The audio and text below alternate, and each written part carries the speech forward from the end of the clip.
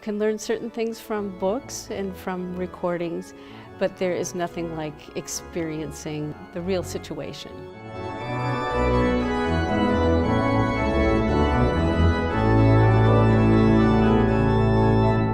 I had a very fine group of organ students. 3 of them were going to graduate. And I was thinking about some sort of culminating experience.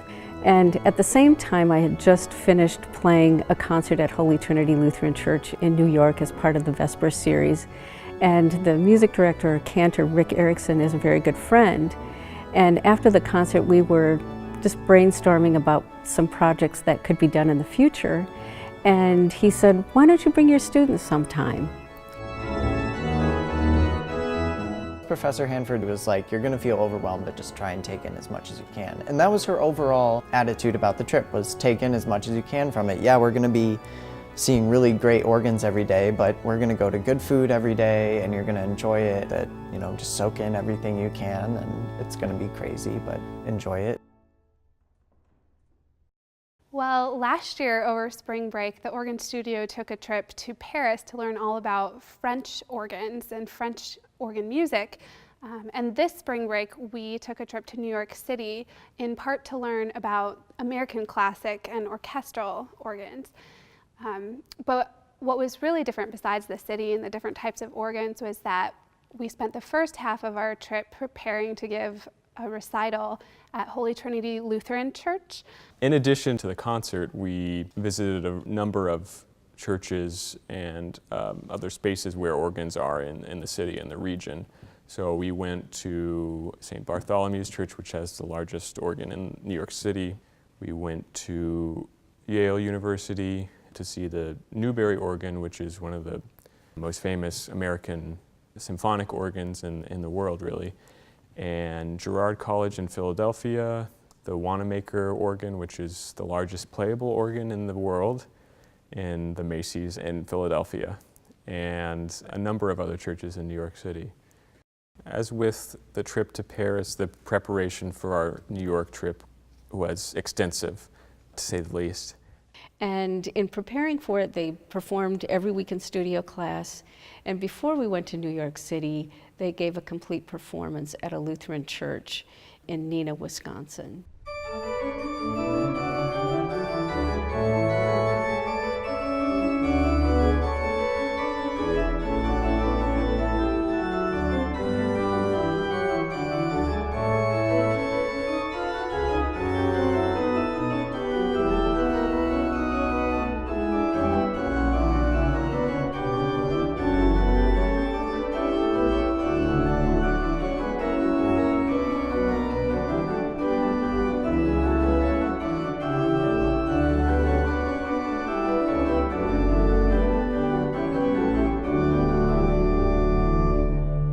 One of the things we did was go to Bjorklanden, and when we were at Bjorklanden, we did student presentations on various topics having to do with New York City. I received the topic of Frederick Law Olmsted, who is the person who designed and built Central Park. I had Ralph Adams Cram, who is a neo-Gothic architect. He designed a lot of the churches in the city and around the country. And I did a presentation on Tiffany glass, which in a lot of the churches that we visited, and he was busy making stained glass for all these churches at a very similar time as the organs were being built in these churches. We also learned about the organ builders we would be seeing instruments of, so I studied E.M. Skinner, and the other students, of course, had other assignments. I think this really worked in terms of it was a way to personally connect with New York City before even arriving there, and it was a way to learn more about the context of New York City beyond just organs.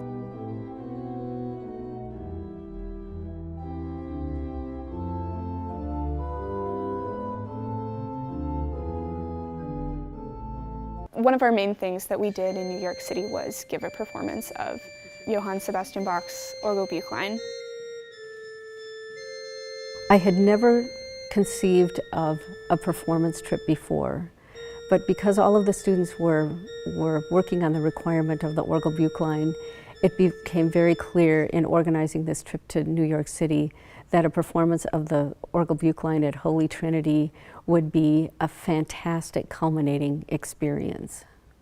We split the Orgel Buchlein up into 4 sections, and each of us took roughly 12 to 13 pieces each. They're short pieces. They're just 1 to 2 pages generally, and they're anywhere from 30 seconds to 2 minutes. And then when we got to New York City, we spent a lot of time practicing in Holy Trinity Lutheran Church, which is where we performed the Orgel Buchlein. We all got multiple hours each day to learn on that instrument. I think all of the organ students learned a lot about playing the organ at Holy Trinity. We experienced something which we had been told about, which I had never really understood, which was that, especially with organs, which are all very unique, if there's a very well-built organ, it will teach you how to play it.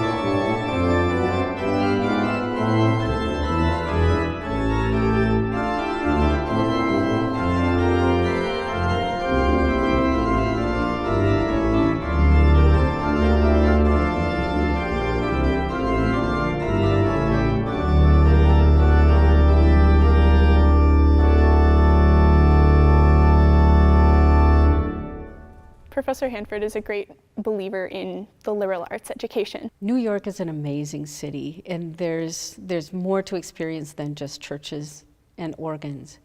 I wanted them to look closely at the buildings, at the architecture, at the artwork, at the sculptures. In addition to visiting churches and organs, we went to a concert, many concerts actually, and visited the Museum of Modern Art, the Frick Collection, and the Guggenheim. And then some of the students in their free time visited the cloisters and the Metropolitan Museum.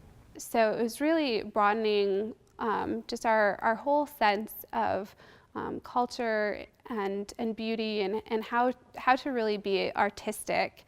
I have always felt that art is part of the liberal arts experience just because it has been important in my life. I am an art collector, and I want to share that experience with my students.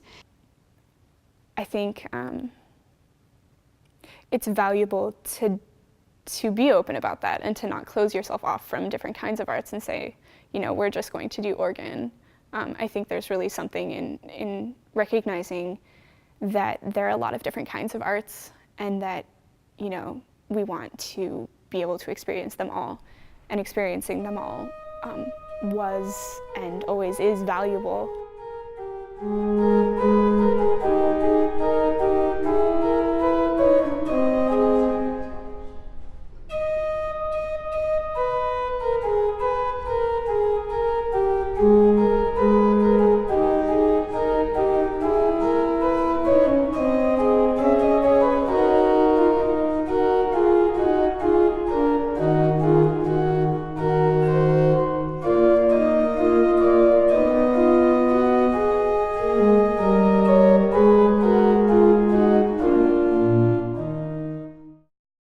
Since the main focus of the trip was seeing American classic organs, we saw some of the most historic and some of the most interesting that exists in the country. And one of the highlights, I think, was seeing the Wanamaker organ in Philadelphia. Well, the Wanamaker organ is kind of overwhelming in the sense that you walk in the courtyard and you look up, and then you look up another story and you just keep looking up, and there's still more organ, you know, above you.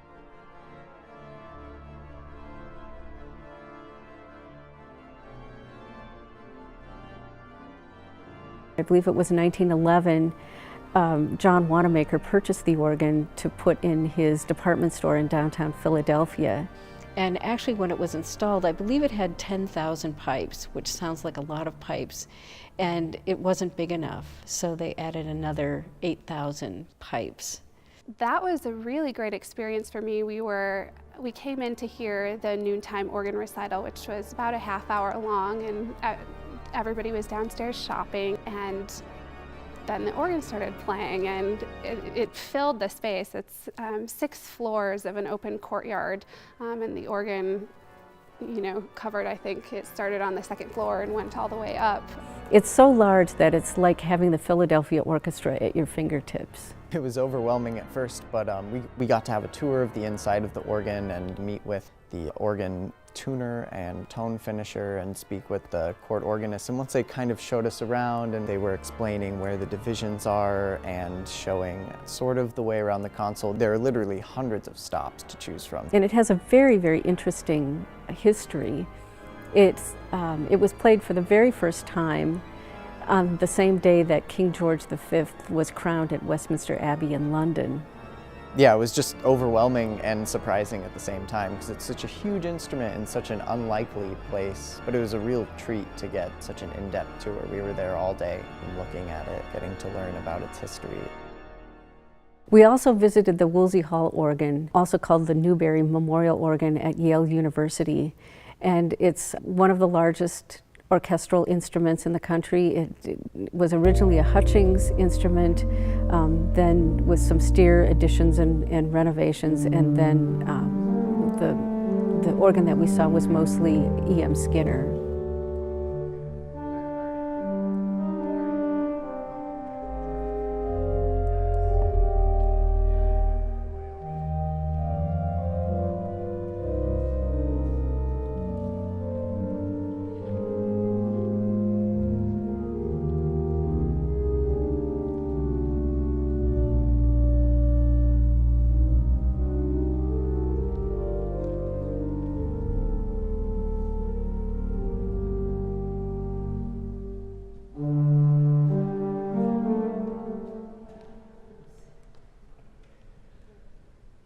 We also visited St. Bartholomew's Church in Manhattan, which has the largest organ in the city. And the organist there is Bill Trafka, and he did a marvelous job at demonstrating the organ for us, and we had significant time to play. Bill Trafka told us that the organist would often play the scores to the large works for chorus and orchestra. And one in particular was the Britain War Requiem, which we had done at Lawrence University, and Joey Arkfeld, one of the organists on the trip, had played the organ part for the boys' choir. So he knew exactly what that score required in order for one organist to play that. It's very, very commanding.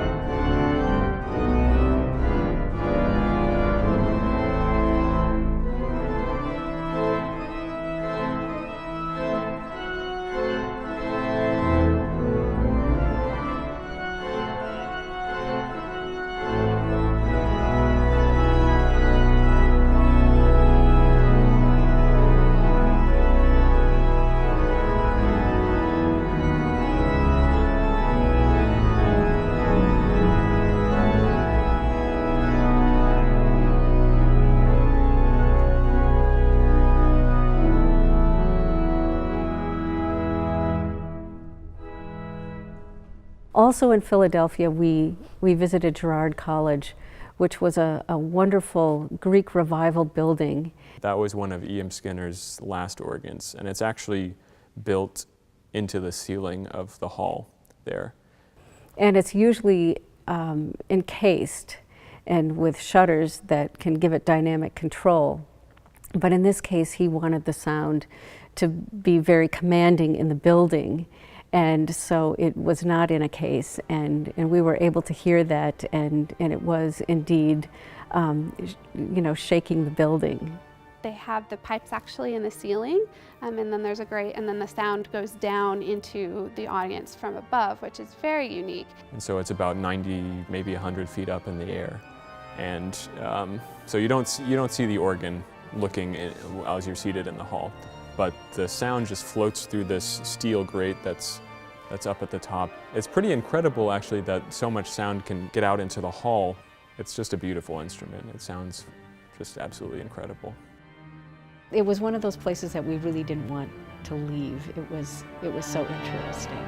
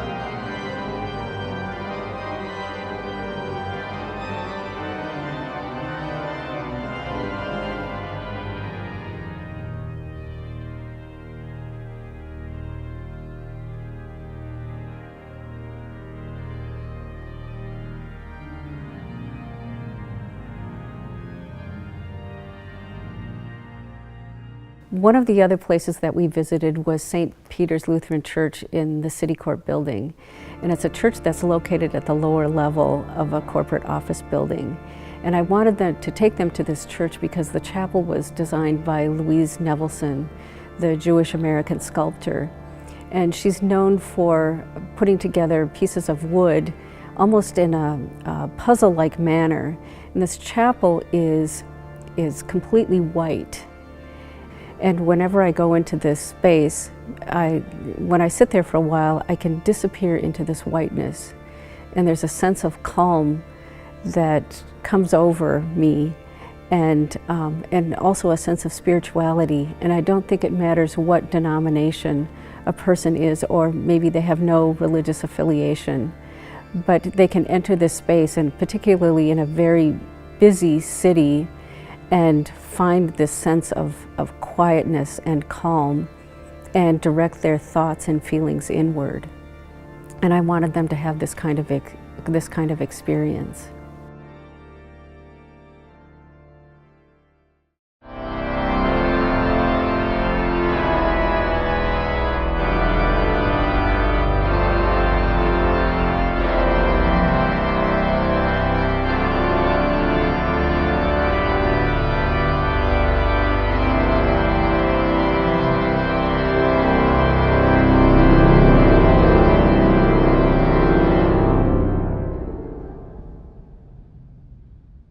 I would have never imagined the impact that this trip had on my students. What they learned in a very, very short period of time, how it transformed their technique, their musicianship, not only what they learned from playing the recital at Holy Trinity and what they learned from playing the organ by Paul Fritz and playing Bach on a very specific instrument. They had a deeper understanding of how an organ is wedded to a space and how to respond to that even when they're away from it. They have an idea about a sonic landscape, their oral memory of what certain sounds on a particular organ, what they sound like, and how they might be able to reproduce that on a different organ. It's placing what we do in a larger perspective, as well as just being, exciting. It reinforced what Professor Hanford has been teaching us on the Brambau. The trip was absolutely helpful with my playing. I still remember how the Fritz at Trinity Lutheran felt. So I would definitely say just the hands-on experience of working with so many different instruments was the best takeaway for me. To be able to see how much that I have grown as a musician in the past 5 years that I'm able to play at that level, and to see how much all of my hard work has paid off, and that was really special. It was very nice to have that kind of experience, and that